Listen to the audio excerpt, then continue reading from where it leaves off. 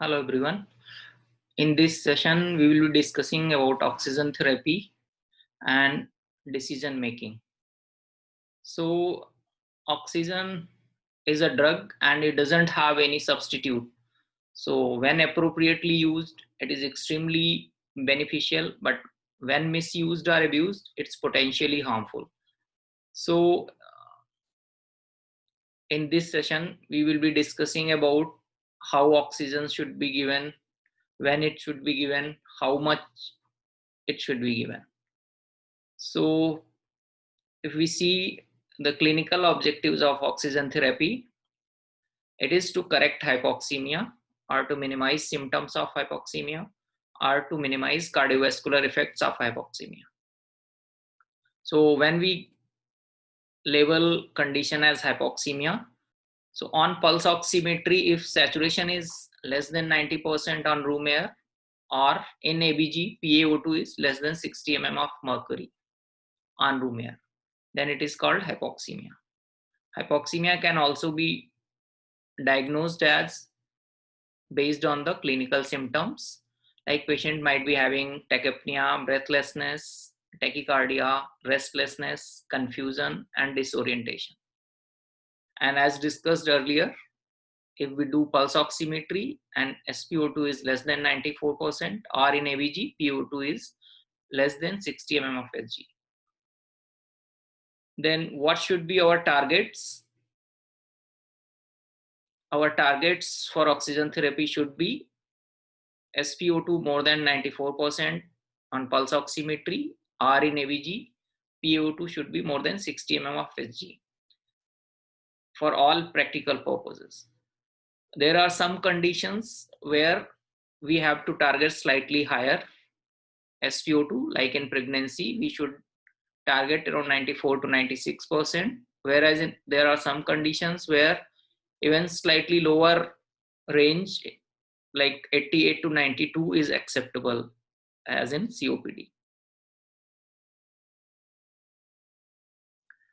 So why do we need so many types of oxygen delivery devices? In next few slides, we will be discussing about the oxygen therapy devices, which are several types. So what is the need of those devices? It is to decide the appropriate oxygen therapy, to know the progress of the patient. Like if we were giving at 2 liter per minute oxygen, and if patient is maintaining on that, that is indicative that patient's oxygen requirement is stable. If patient needs higher oxygen, then patient's oxygen requirement is increasing and patient might be deteriorating. And to help in the escalation or de-escalation of oxygen therapy, like if patient is maintaining on FiO2 of 0.4 or 40%, and now he is not able to maintain it, so we need to go for higher FiO2. Then we have to might have to switch to other oxygen delivery device, like a mask with reservoir bag or high flow nasal cannula. So it helps to select the appropriate device for escalation or de-escalation, and to avoid oxygen toxicity and to avoid the wastage of oxygen or to optimize the use of oxygen. So next few slides, I will be discussing about individual devices. So if we see devices, there are so many type of devices like nasal prong, face mask, venturi mask, mask with reservoir bag, which is also known as non-rebreathing mask, then high flow nasal cannula, and BiPAP and CPAP mask, which are used in non-invasive ventilation. So for upper 5 devices, tight air seal is not needed, whereas for BiPAP and CPAP mask, airtight seal is needed.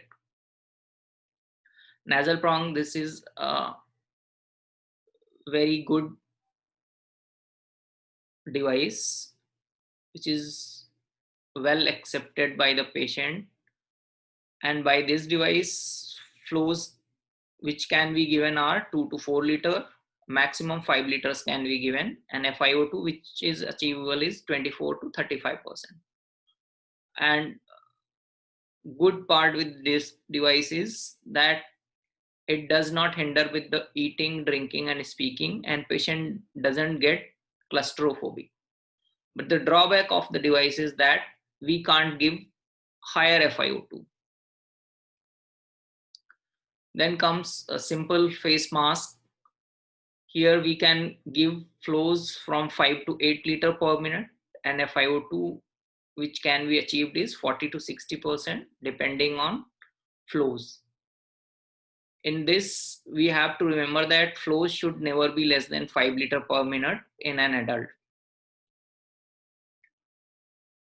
Drawback of the device is that some patients might feel claustrophobic and it interferes with the speaking, drinking and eating. So Venturi mask is another type of mask which has different color coded connectors, and flows which can be given through this are 4 to 12 liter per minute, and FiO2 which can be achieved is 24% to 60%. So the difference between the simple mask and Venturi mask is that it provides fixed FiO2 rather than variable FiO2. So for different FiO2, we have to select different color coded connectors. So in RCH, we are using green color connectors, which provides maximum oxygen of up to 60%. Then comes mask with reservoir bag. Here, mask has a small reservoir bag, which has a capacity of around 600 ml to 1 liter. And it has also got an exhalation port, which is a one-way valve, and it opens during exhalation. So the oxygen flows which can be given through this device are 8 to 12 liter per minute, maximum 15 liter can be given, and FiO2 which can be achieved is 60 to 90%, or 0.6 to 0.9. Then comes high flow nasal cannula. These are machines which are doing wonders during COVID period. Details will be discussed in a separate session and during the sessions also. By this device, we can give heated humidified oxygen up to 100% FiO2, and flows up to 60 liter per minute can be given. And this table shows how much oxygen flows can be given through different devices and how much FiO2 can be delivered. Then there are some patients which needs ventilatory support due to inadequate respiration. So in these patients, non-invasive ventilation with the help of BiPAP or CPAP mask can be given, and this non-invasive ventilation can be provided by the conventional ventilator as well as a specialized machine known as BiPAP or CPAP machines. So before deciding oxygen therapy, we should classify the disease into mild, moderate and severe. So here I have color coded it mild, moderate and severe depending on basically respiratory rate and saturation. So if respiratory rate is less than 24 per minute and saturation is more than 94%, these are labeled as mild disease, and patients with such disease usually do not need oxygen therapy, and most of these patients are home quarantine or taken care at L1 level. So most of these patients will be managed at home only. So coming to the moderate disease, if respiratory rate is more than 24 per minute and saturation is less than 94%, but above 90, then we have to give oxygen through venturi mask or non-rebreathing mask or high flow nasal cannula. And this is a group of patient on which we have to focus most, because if we treat them timely, then these patients will not go into the severe, which is defined as respiratory rate more than 30 per minute and saturation less than 90 per minute.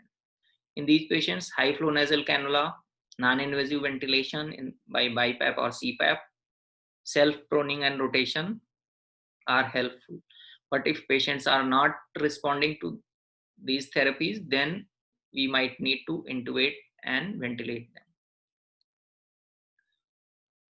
So on station, we will be discussing scenarios for oxygen therapy, how to escalate and de-escalate the oxygen therapy, how we should do it according to this chart.